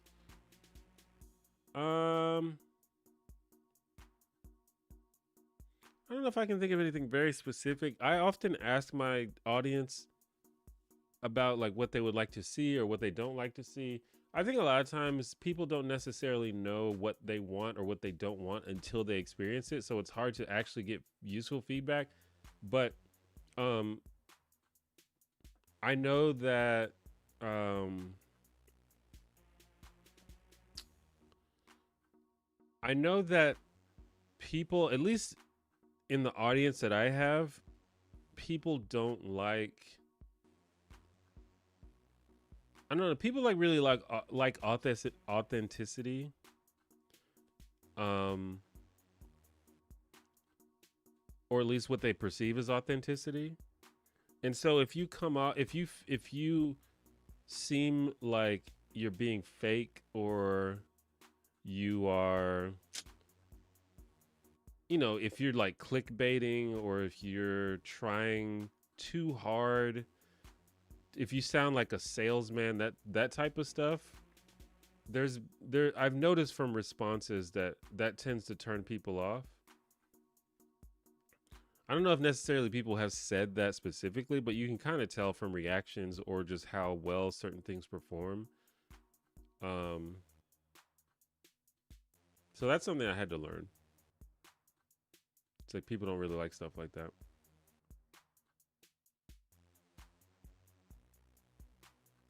Maybe other audiences are don't care as much, but you know, mine do.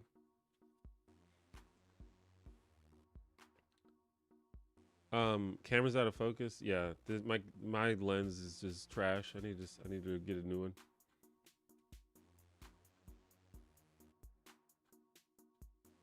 Maybe it needs to be cleaned. I don't know. I say less. I fuck with your vids heavy. Watch the vid on jousting reality program.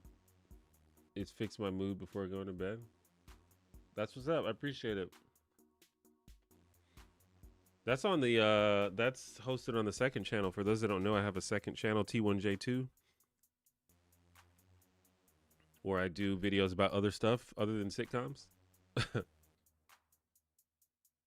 So check that out if you're interested. I'm gonna announce it on my main channel soon, but I haven't really announced it yet.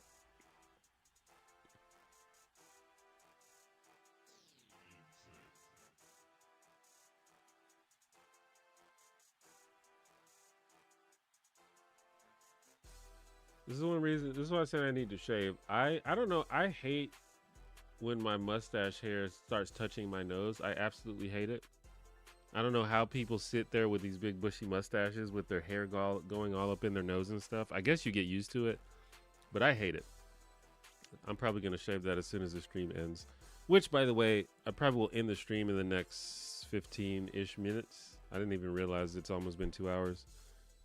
But I've got some things to do tonight. I'm hosting for the SEC championship tomorrow, so I need to clean up my apartment.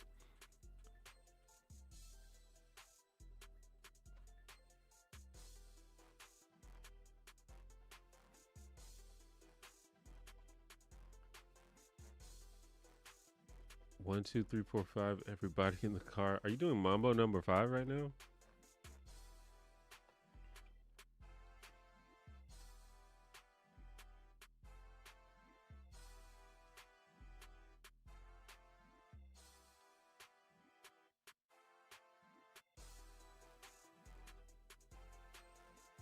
That was such a strange time.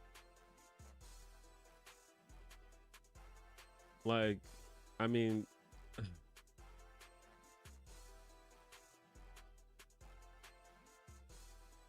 it's crazy that that song was such a big hit. It's such a random song, it seems like. Simpler Time.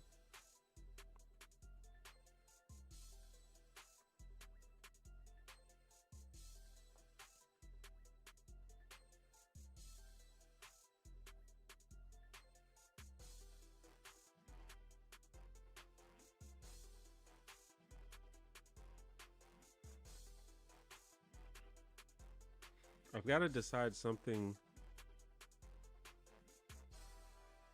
something to eat tomorrow.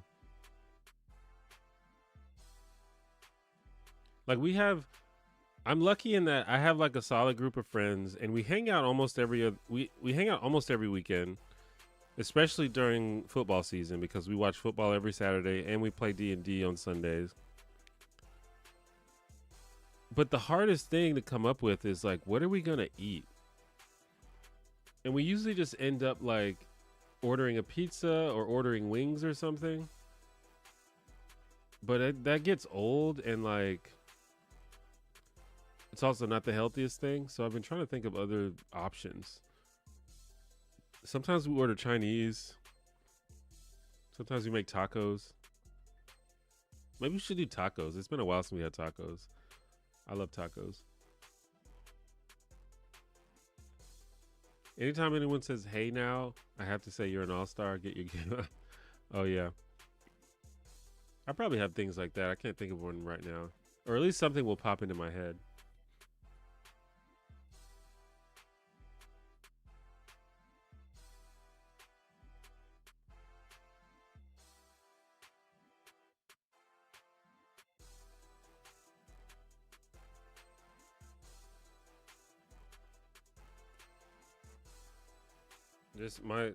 My friend used to crack me up all the time because he used to do, I don't know if you guys remember the show Tailspin, which was a old Disney show featuring Baloo from the Jungle Book and some other Disney characters. But the theme song of that show, I never thought about it, but then one day my friend was just like singing the theme song from the show. And it has like this guy who like has like this spoken part where he's like, I forgot what he says, but he says something like, he like laughs. He's like, ha ha ha ha, sing it. And my friend was just cracking me up because he kept saying that. I don't know why I just thought of that, but I don't know. He like literally had me dying for like a week. He kept doing it.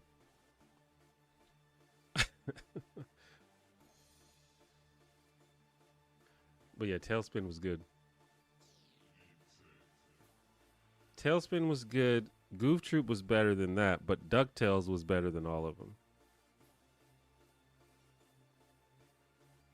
You should try Suriname cuisine or Ghanaian. Get nasi moksi meti or fufu with goat and light soup. I don't know what any of those words mean, but I bet it's good.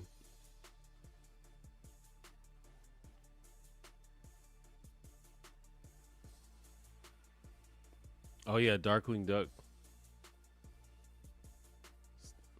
Speaking of theme songs, the Darkwing Duck theme song is absolute fire.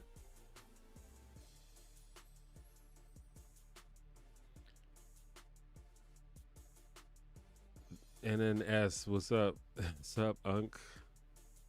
Unk. I always get the Jeopardy sound in my head.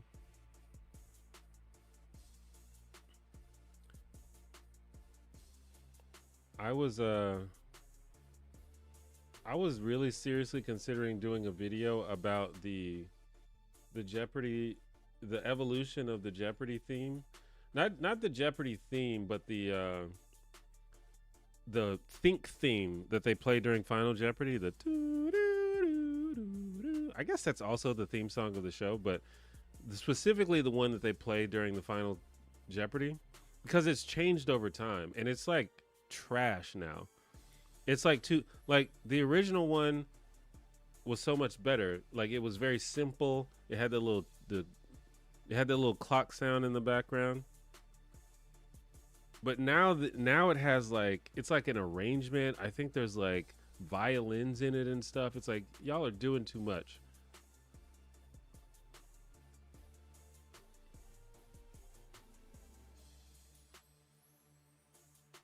But it's changed a few times over time, and I think it's gotten progressively worse. It's like the original from the 80s was the best.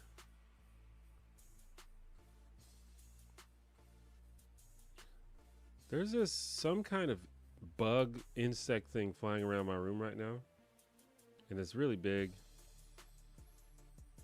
And I kind of just want it to go away. I don't want to kill it, but if it keeps bothering me, it's gonna have to perish.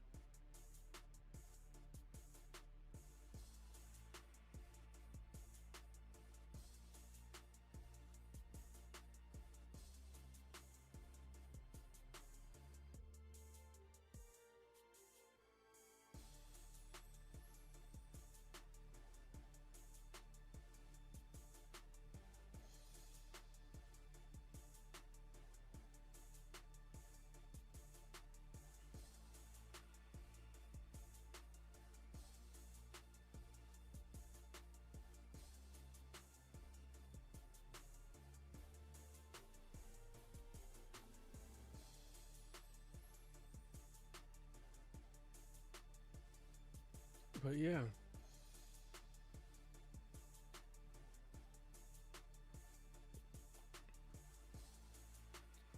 I guess we're gonna get to, we're gonna start winding down here. I heard the new DuckTales is pretty decent. Yeah, I also heard that too. I didn't see it though.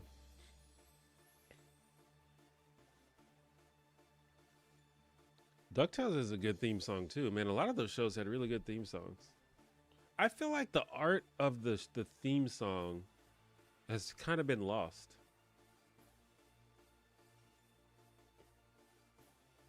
There were so many banger theme songs in the 90s, I think, and probably the 80s also.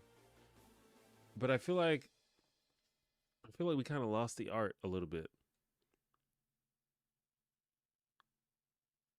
There are some shows that have really good theme songs. BoJack Horseman has a really good theme song.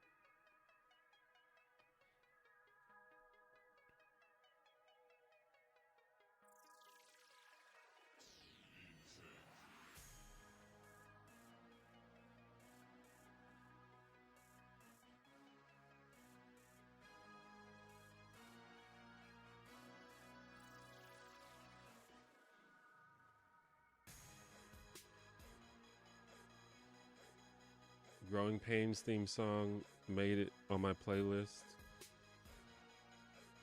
I can't even picture the Growing Pains theme song. I can't remember how it goes.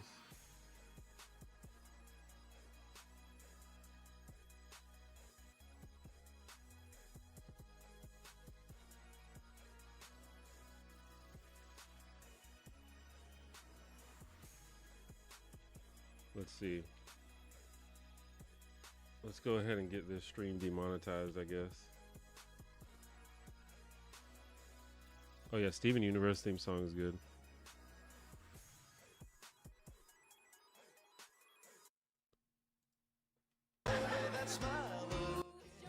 Oh yeah, I forgot that was the song.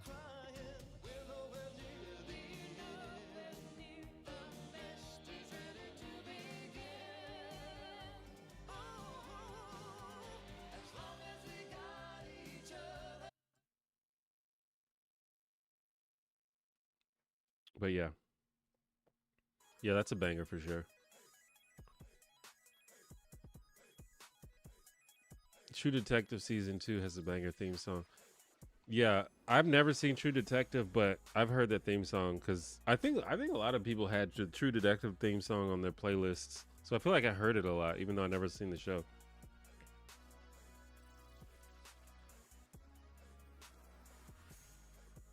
Now to be in my head. Well, there's worse things that could be stuck in your head, I guess.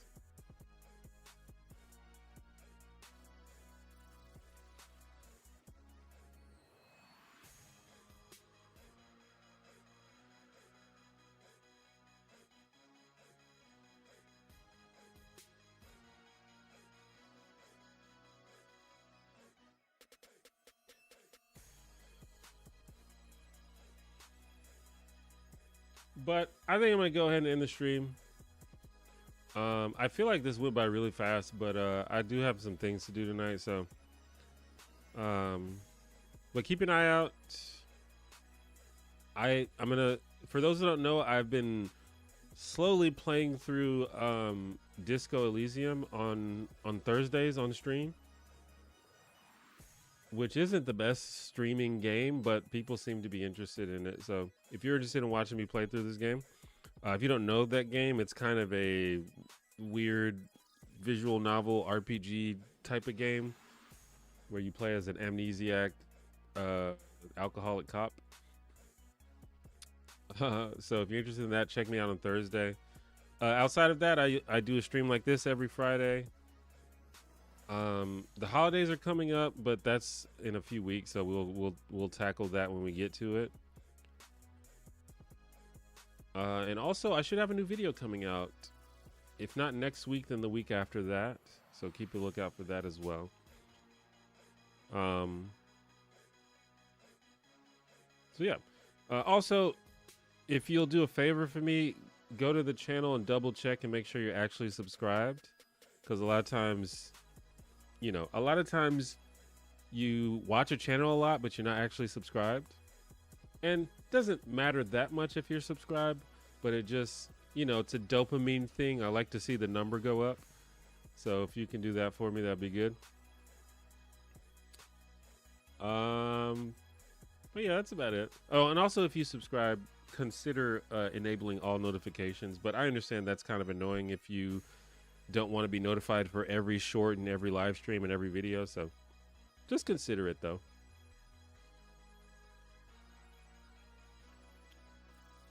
But that's about it. I hope everybody that celebrated Thanksgiving had a good time, and I hope you continue to have a good holiday season. And even if you don't celebrate holidays, I hope that everything goes well.